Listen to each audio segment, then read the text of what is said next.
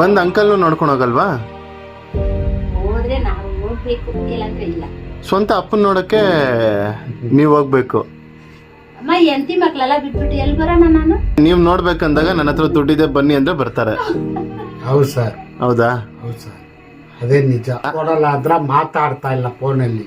ಇಲ್ಲ ಸರ್, ಇವ್ರಂಗ ಕೈ ಕಾಲು ಹೋಗ್ಬಿಟ್ರೆ ಹೆಂಗೋ ದೇವ್ರದ್ದು ಗೊತ್ತಿಲ್ಲ. ನಮ್ಗೂ ಚೆನ್ನಾಗೈತೆ ಕೈ ಕಾಲು. ಅವರೇ ಕೊಡ್ತಾರೆ, ಅವ್ರದಲ್ಲೇ ಕೂತ್ಕೊಂಡು ತಿನ್ಬೇಕಂತ ಏನಿಲ್ಲ ಸರ್. ಇವಾಗ ಅಯ್ಯೋ ಅಂತ ಕಾಲು ಹಿಡಿಯೋದಂತ ಅವ್ರ ಕೈ ಹಿಡ್ಕೊಂಡು ಸರ್ ನಮ್ಗೆ ಕೊಡಿ ಸರ್ ಅಂತ ಕಟ್ಟಿ ಇಸ್ಕೊಂಡಿರ್ತೀವಿ. ನಮ್ ಕೈ ಕಾಲು ಚೆನ್ನಾಗಿ ಇರೋ ಗಂಟ.